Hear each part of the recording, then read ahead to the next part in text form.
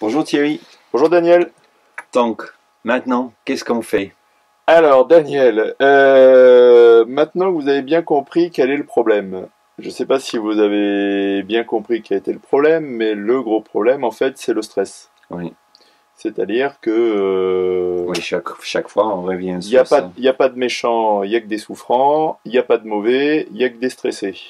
Alors, première chose qu'il faut faire, je pense, c'est qu'il faut déjà accepter et reconnaître le problème. C'est-à-dire que la première chose à faire, c'est de changer le mode de pensée.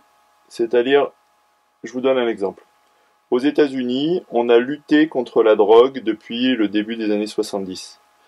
Aux États-Unis, la lutte contre la drogue depuis le début des années 70, plus précisément depuis 1971, ça a coûté 1000 milliards de dollars, la lutte contre la drogue. Et la lutte contre la drogue aux États-Unis, ça a mis 45 millions de personnes en prison depuis 1971. Ça veut dire quoi? Ça veut dire que la lutte contre la drogue, c'est la lutte contre les désespérés. C'est-à-dire qu'on va lutter contre la drogue, on va lutter contre l'alcool, on va lutter contre la pornographie, on va lutter contre le terrorisme, on va lutter contre tout ce qui est mauvais. Mais en fait, c'est pas la cause. Mais ce sont que des symptômes de gens désespérés en fait. Et donc en fait, est-ce que vous avez déjà entendu parler de la lutte contre le stress? Jamais. Non. Est-ce que vous avez déjà entendu parler d'hommes politiques qui disent voilà, l'ennemi à abattre, c'est le stress? Non, on va vous dire l'ennemi c'est tel truc noir, tel truc noir, tel truc noir, tel truc. On va dire le problème il est là, là, là, là, là. Mais on veut pas voir le problème. Donc le premier truc à faire, c'est accepter le principe de la lutte contre le stress et d'investir là-dedans. Donc c'est le premier truc qu'il faut réaliser. Tant qu'il n'y aura pas l'acceptation que le problème c'est le stress, ce ne sera pas possible. Et le deuxième truc par rapport à ça, c'est la mobilisation générale. Et donc là, j'en appelle aux gens qui nous regardent, et puis j'en appelle à tout le monde, il faut faire une triple mobilisation. Il faut qu'il y ait une mobilisation de l'opinion publique.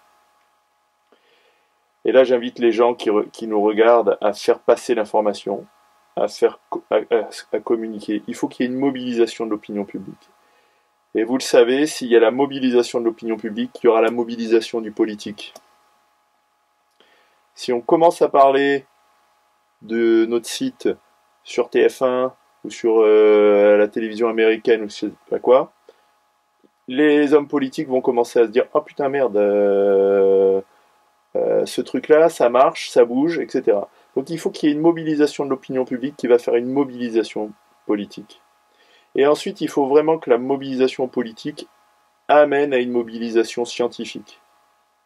Parce que tout ce que je vous ai dit, en fait, pour l'instant, dans le domaine scientifique, les gens travaillent de façon un peu dispersée. C'est-à-dire que vous vous apercevez que les neuroscientifiques et et le domaine de la psychiatrie, ce sont des domaines différents. Donc il faut rassembler les domaines de compétences autour du stress et faire des pôles de compétences. C'est-à-dire que des gens comme vous avez par exemple Joseph Ledoux aux États-Unis, vous avez le docteur Lauri Numemma qui est en Finlande, vous avez Gerhard Ross qui est en Allemagne, vous avez des gens comme ça qui sont un peu partout, mais ils ne travaillent pas vraiment sur le stress humain et ils ne travaillent pas vraiment sur les émotions. C'est-à-dire que vous n'avez pas vraiment un objectif, les compétences ne sont pas assez rassemblées. Donc il faut vraiment qu'il y ait une mobilisation scientifique dirigée par le politique. Et là-dessus, on a vraiment du boulot avec vraiment un objectif de travailler sur le cerveau, sur le stress et de mobiliser les compétences. Et après, je pense qu'il faut qu'il y ait des programmes d'éducation et de prévention, notamment, on en a déjà parlé ensemble, la gestion des émotions et des besoins. Dans les écoles, dans les écoles, voilà. Oui. Des choses de base comme la gestion des besoins, des émotions, pour que les enfants, dès leur plus jeune âge, ils sachent quoi faire de leur stress, ils sachent quoi faire de leurs émotions, et qu'on ne tombe pas dans l'impuissance qui amène à la violence. C'est-à-dire, je ne sais plus quoi faire avec ce qui se passe à l'intérieur de moi, je ne sais plus comment gérer le truc, et je fais n'importe quoi, et je commence à avoir des comportements désespérés. Donc là, il y a le problème aussi de l'éducation, mais je pense que d'abord, c'est la mobilisation de l'opinion publique et la mobilisation du politique, Parce que sans argent, on ne fera rien. Et ensuite, quand on aura l'argent, on pourra utiliser l'information et on pourra faire de la communication. Voilà, je pense, la mobilisation. Et donc, je pense que les gens ont un rôle à jouer là-dedans. C'est qu'il faut qu'il y ait la mobilisation de l'opinion publique. Il faut que les gens se bougent pour faire bouger le politique sur le stress. La lutte contre le stress, elle dépend des gens qui vont faire bouger le schmilblick. Voilà, Daniel. Merci Thierry.